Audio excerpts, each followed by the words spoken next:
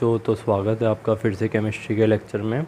तो बच्चों, पिछले लेक्चर में हमने बात करी थी आपकी कॉम्प्लेक्स रिएक्शन की और एलिमेंट्री रिएक्शन की। एलिमेंट्री रिएक्शन कौन सी जो एक स्टेप में हो जाए, और कॉम्प्लेक्स रिएक्शन कौन सी जो मल्टीपल स्टेप में हो, ना कि बहुत सारे स्टेप में हो। ठीक है, तो ये कुछ हमने पिछले लेक्चर में हमने देखा था। आज हम बात करने वाले हैं इंटीग्रेटेड रेट इक्वेशन की। तुम्हें याद हो तो हमने सेकेंड या थर्ड लेक्चर में पढ़ा था कि रेट क्या होता है हमारा, चेंज इन कंसनट्रेशन अपॉन में चेंज इन टाइम, है ना, जिसके अंदर हमने लिखा था माइनस डी अपॉन में डी टी। तो बच्चों वो वाला रेट कैसा था, डिफरेंशियल रेट, है ना, कि D by d T, D a by d T हम लिख रहे थे, तो वो कैसा था, डिफरेंशियल रेट। आज हम बात करने वाले हैं इंटीग्रेटेड रेट की, इंटीग्रेटेड रेट इक्वेशन। इसके अंदर बच्चों क्या होता है, जो रेट लो होता है और जो तुम्हारा डिफरेंशियल वाला रेट होता है उसको कंपेयर करके इंटीग्रेट कर देते हैं और कोई ऐसी इक्वेशन निकाल देते हैं, इंटीग्रेटेड रेट इक्वेशन, जो किसके बीच में रिश्ता बताती है, तुम्हारी कंसंट्रेशन के बीच में, टाइम और रेट कांस्टेंट के बीच में। देखो अभी तक काइनेटिक्स में हमने कोई ऐसी इक्वेशन नहीं पढ़ी ना कि जिसके अंदर रेट कांस्टेंट भी आ रहा हो, टाइम भी आ रहा हो और कंसंट्रेशन भी आ रही हो, ऐसी कोई नहीं पढ़ी। तो ठीक है, तो ऐसी इक्वेशन हम निकालने वाले हैं कि जिससे हमारा टाइम को कैलकुलेट करना, रेट कांस्टेंट को कैलकुलेट करना या कंसंट्रेशन को कैलकुलेट करना ईजी हो जाए। उसी को बोलते हैं इंटीग्रेटेड रेट इक्वेशन। ठीक है, which give relation between concentration, time and rate constant. ठीक है, और हाँ, इंटीग्रेटेड रेट इक्वेशन जो होती है ना, वो हर एक ऑर्डर के लिए अलग अलग होती है। बच्चों, ऑर्डर क्या था, जो हम रेट लॉ पढ़ रहे थे, रेट लॉ के अंदर जो कंसंट्रेशन रिएक्टेंट की जो भी पावर थी, हमने उसको क्या बोल दिया था, ऑर्डर। तो हर एक ऑर्डर के लिए क्या होगा, तुम्हारी इंटीग्रेटेड रेट इक्वेशन अलग अलग होगी। अब बात कर लेते हैं बच्चों सबसे पहले अपनी जीरो ऑर्डर रिएक्शन की। हमारे सिलेबस में मेनली कौन कौन सी है, जीरो और फर्स्ट ऑर्डर रिएक्शन ही हैं बच्चों। ठीक है, तो बच्चों अभी आज हम पढ़ने वाले हैं integrated rate equation for zero order. ठीक है, हम जीरो ऑर्डर के लिए इंटीग्रेटेड रेट इक्वेशन पढ़ने वाले हैं। तुम्हें याद होगा कि रेट कांस्टेंट की यूनिट क्या होती है जीरो ऑर्डर के लिए, मोल लीटर इनवर्स सेकंड इनवर्स, हमने पढ़ा था, आप लोगों को याद होगा। ठीक है बच्चों, तो जीरो ऑर्डर रिएक्शन की डेरिवेशन देखते हैं। मेन ये एक्सप्रेशन हमारे काम की है, इसको देखते हैं कैसे आई। मान लो बच्चों कोई भी रिएक्शन है, ए से क्या बन रहे हैं, प्रोडक्ट बन रहे हैं, है ना, ए कोई रिएक्टेंट है, उससे कुछ भी प्रोडक्ट बने। ठीक है, मान लो टाइम जीरो पे उसकी कंसनट्रेशन हमने मान ली ए नोट, और जब टाइम टी हो गया, कुछ भी टाइम हो गया, तो हमने उसकी कंसंट्रेशन मान ली, या वो कितना बचा, ए। ठीक है, इतना सा हमने सपोज कर लिया। और बच्चों कोई बुक ना, कोई बुक इसी बात को कैसे मान लेती है, मान लो टाइम जीरो पे तुम्हारा कंसंट्रेशन ऑफ कितनी थी, स्मॉल है। ठीक है, और कुछ भी टाइम हो गया, टाइम टी पे कंसंट्रेशन क्या होगी, ए माइनस एक्स, यानी कि ए में से कुछ निकला और एक्स प्रोडक्ट बन गया, ए माइनस एक्स गिव्स एक्स। ठीक है, तो कोई बुक ए माइनस एक्स करके चलती है और कोई ए नॉट बाई ए करके चलती है, तो हम ए नॉट बाई ए को ही रेफरेंस लेके चलेंगे। इसकी जगह तुम ए नॉट की जगह तुम ए लिख सकते हो और ए की जगह तुम ए माइनस एक्स लिख सकते हो, है ना, कि लाइक इनिशियली ए था, ए में से एक्स टूटा और एक्स बन गया प्रोडक्ट में। ठीक है, सिंपल सी बात। तो बच्चों देखो, रेट लॉ के अकॉर्डिंग रेट क्या होगा, रेट इक्वल टू के कंसंट्रेशन ऑफ रिएक्टेंट ए और इसकी पावर जीरो, जीरो ऑर्डर है तो इसकी पावर जीरो हो जाएगी। ठीक है, और इधर से हमारे पास दूसरा रेट क्या हो गया, differential rate, rate is equal to minus d a by d t. ठीक है, सिंपल सी बात। अब दोनों रेट को हमने क्या कर दिया, इक्वल, इधर डी टी इधर चला गया, तो हमने क्या कर दिया, बस इंटीग्रेट कर दिया विद लिमिट ए नोट से ए और ये इधर जीरो से टी। ठीक है, जब टाइम जीरो से लेकर टाइम टी तक इसकी लिमिट कर दी और ए नोट से ए तक इसकी लिमिट कर दी। ठीक है, बस अब इंटीग्रेट कर दो इसको। अब देखो, इधर कुछ भी नहीं है तो वन मान लेंगे, वन का अगर इंटीग्रेशन करेंगे डी ए के रिस्पेक्ट में तो क्या आएगा, ए आएगा। ठीक है, ऐसे सिमिलरली इधर के कांस्टेंट है, इधर इसके साथ मान लो वन है। ठीक है, हमने डी टी का इंटीग्रेशन करा तो इधर क्या आ गया बच्चों, के टी। ठीक है, इंटीग्रेशन तो तुम लोग बहुत अच्छे से जानते होगे। ठीक है, बस हमने इधर लिमिट को रखा, ए नोट है जीरो से टी, इधर से हमारे पास क्या आ गया, ए माइनस में ए नोट गिव्स माइनस के टी, माइनस को हम इधर ले गए तो हमारे पास क्या आ गया, A naught minus A is equal to K T. तो बच्चों ये आ गई expression for zero order reaction. ठीक है, ये हमारे काम के जीरो ऑर्डर रिएक्शन की expression, integrated equation, integrated expression. ठीक है बच्चों, और इधर के क्या है, के है rate constant for zero order reaction. तो बच्चों बहुत ही बढ़िया। देखो इधर ए नोट क्या है बच्चों, इनिशियल कंसंट्रेशन रिएक्टेंट की, है ना, कि जब मतलब रिएक्शन चालू नहीं है, जब जीरो टाइम पे ए नोट क्या है, तुम्हारी इनिशियल कंसंट्रेशन ऑफ रिएक्टेंट। और बच्चों ए क्या है, कंसंट्रेशन है रिएक्टेंट की टाइम टी पे, यानी कि जब कुछ टाइम हो गया, या यूँ बोलो ए क्या है तुम्हारा, remaining concentration of reactant at time T, कि जब मान लो कुछ भी, मान लो 10 मिनट हो गए या कोई भी टाइम हो गया, उस टाइम पे जो बची हुई रिएक्टेंट की कंसंट्रेशन है वही क्या है, हमारी ए। तो हमने इसको सिंपली निकाल लिया। आई होप तुम्हें समझ आ गया होगा। आगे बढ़ते हैं हम। तो बच्चों हाँ, एक बात और याद रखना, ए नोट अगर मान लो तुम्हें एक पूछ लेगी कंसंट्रेशन ऑफ प्रोडक्ट बताओगे कितना प्रोडक्ट बनेगा, तो हम क्या कर देंगे, ए नोट माइनस में ए नोट माइनस में ए कर देंगे, तो हमें किसकी कंसंट्रेशन मिल जाएगी, प्रोडक्ट की, है ना। जरा सोच के देखो, ए नोट मान लो कोई भी इनिशियल कंसंट्रेशन है, उसके अंदर से हमने रिमेनिंग कंसंट्रेशन कर दी। मान लो इनिशियल कंसंट्रेशन थी 10, हमने उसमें से क्या करा, हमने उसमें से बची हुई 8 कंसंट्रेशन माइनस कर दी, है ना। तो यानी कि हमें कौन सी कंसनट्रेशन मिल जाएगी, जितना रिएक्ट हो चुका है मामला, जितना रिएक्ट हो चुका होगा उससे हमें क्या मिल जाएगा, प्रोडक्ट, है ना। इनिशियल मान लो कुछ भी थी, इनिशियल में से हमने बची हुई माइनस कर दी, तो हमें क्या मिल जाएगा, कंसनट्रेशन ऑफ प्रोडक्ट। ज़रा सोच के देखना, तुम्हें समझ आएगा बहुत बढ़िया तरीके से, ठीक है। और बच्चों अब कुछ एग्जांपल देख लेते हैं जीरो ऑर्डर रिएक्शन के। और हाँ, जैसे ना क्वेश्चन में तुम्हें कभी कभी जीरो ऑर्डर रिएक्शन का मेंशन नहीं करा होगा, तो तुम कैसे पहचानोगे बच्चों, उसका रेट कांस्टेंट देख के। अगर जीरो ऑर्डर मेंशन करा हुआ तो बहुत बढ़िया, अगर नहीं दिया हुआ तो उसके रेट कांस्टेंट की यूनिट देखो, तुम्हें पता चल जाएगा कि ऑर्डर ऑफ रिएक्शन क्या है। और बाकी तुम ये इक्वेशन वगैरह को देख के भी, लाइक तुम्हें रिएक्शन गिवन है उसको भी तुम देख के थोड़ा बहुत आइडिया लगा सकते हो। जैसे एक दो रिएक्शन के हम एग्जांपल देख लेते हैं, अगर सिमिलर रिएक्शन आ जाए तो तुम देख के बता सकते हो कि जीरो ऑर्डर रिएक्शन है। तो बच्चों हम दो एग्जांपल उठा लेते हैं जीरो ऑर्डर रिएक्शन के। देखो मान लो NH3 से क्या बन रहा है, N2 प्लस में H2, ये किसकी प्रेजेंस में है, प्लेटिनम की प्रेजेंस में कैटलिस्ट है जो कि, और टेम्परेचर इसका 1130 केल्विन में। तो ये वाली रिएक्शन बच्चों जीरो ऑर्डर रिएक्शन होती है, ठीक है। और हाँ, जैसे मान लो दूसरी रिएक्शन है 2HI से क्या मिल रहा है हमें, H2 प्लस में I2, ये गोल्ड की प्रेजेंस में हो रही है और हीट की प्रेजेंस में। ये भी कैसी रिएक्शन है बच्चों, जीरो ऑर्डर रिएक्शन। बच्चों जीरो ऑर्डर रिएक्शन का मतलब, जीरो ऑर्डर रिएक्शन का मतलब मालूम है क्या है, जो रेट है ना, रेट किसकी इक्वल है, के।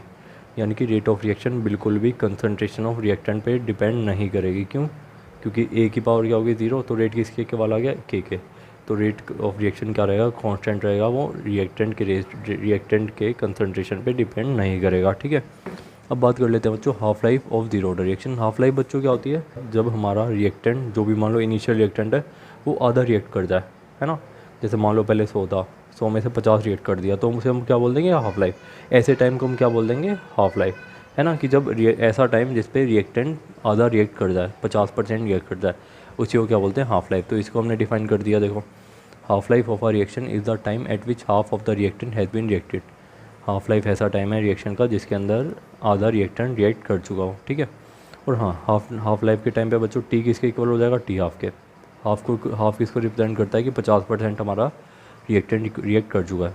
और ठीक है बच्चों, एक बात सोच के देखो, जब हमारा आधा रिएक्टेंट रिएक्ट कर चुका है, अब हमारा कितना रिएक्टेंट बचेगा, ऑफ कोर्स आधा बचेगा। तो बस उसको हमने क्या लिख दिया, A0/2। इनिशियली हमारा क्या था, A0, हमने उसका A0 का क्या हो जाएगा, आधा। जब A0/2 हो जाएगा, जब हाफ लाइफ ऑफ रिएक्शन की बात करेंगे, मान लो पहले 100 था, इनिशियली रिएक्टेंट की कंसनट्रेशन थी 100, अब आधा रिएक्ट कर चुका है, अब कितना बचेगा, 50। यानी कि उसका कितना बचा है, पहले का आधा बचा है। तो इसलिए रिमेनिंग कंसनट्रेशन एक ही क्या हो जाएगी, A0/2, है ना, कि पहले के इनिशियल कंसनट्रेशन की आधी। सोच के देखना, ये भी समझ आएगा। तो बस हमने इसको क्या करा, इक्वेशन नंबर 1 में पुट कर दिया, A0 - A equal to K/T आया था, तो हमने क्या करा, A की जगह A0/2 रख दिया और T की जगह रख दिया T हाफ। तो इधर से हमारे पास क्या आ गया बच्चों, A0/2 equal to K/T half. तो इधर से क्या आ गया बच्चों, A0/2 के को हम इधर ले आए, A0/2 के equal to T half. Simple सा है, कैलकुलेशन करके देखना, तुमसे हो जाएगा। तो इधर से बच्चों क्या हो गया, half life of zero order reaction. इधर से हमें एक बात और पता चलेगी कि हाफ लाइफ ऑफ रिएक्शन किसके डायरेक्टली प्रोपोर्शनल होगी बच्चों, initial concentration of reactant A0 के। यानी कि जितनी ज़्यादा इनिशियल कंसनट्रेशन होगी रिएक्टेंट की, उतनी ज़्यादा ही हाफ लाइफ होगी। और बच्चों हाँ, एक और बात देखो, नोट डाल के लिखो ज़रा, for zero order reaction at fix time interval decrease in concentration is constant. कि जब भी जीरो ऑर्डर की रिएक्शन की बात होगी, जब भी फिक्स इंटरवल में ना, फिक्स इंटरवल टाइम के फिक्स इंटरवल में जो कंसनट्रेशन में डिक्रीज़ होगा रिएक्टेंट के, वो कांस्टेंट होगा, वो इक्वल होगा। एक बार देखो इस बात को समझो, देखो जैसे मान लो पहले कंसनट्रेशन इनिशियली थी 100, 5 मिनट हुए, 5 मिनट में कितनी घट गई, 20 घट गई, यानी कि 80 हो गई। अगले 5 मिनट में बच्चों क्या होगा, अगले 5 मिनट में ही 20 घट जाएगी, 60 हो गई। अगले 5 मिनट में और 20 घट गई, 40 हो गई। अगले 5 मिनट में और 20 घट गई, 20 हो गई। अगले 5 मिनट में और 20 घट गई, कितनी होगी, 0।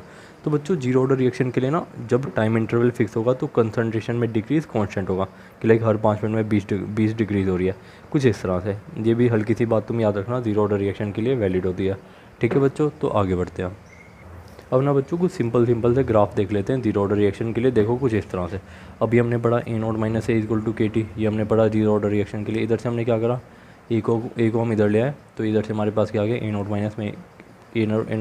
KT। हमने इस इक्वेशन को रीअरेंज कर दिया, ठीक है। इसको हम ऐसे लिख सकते हैं, y equal to C + mx, y equal to mx + C line की इक्वेशन होती है ना।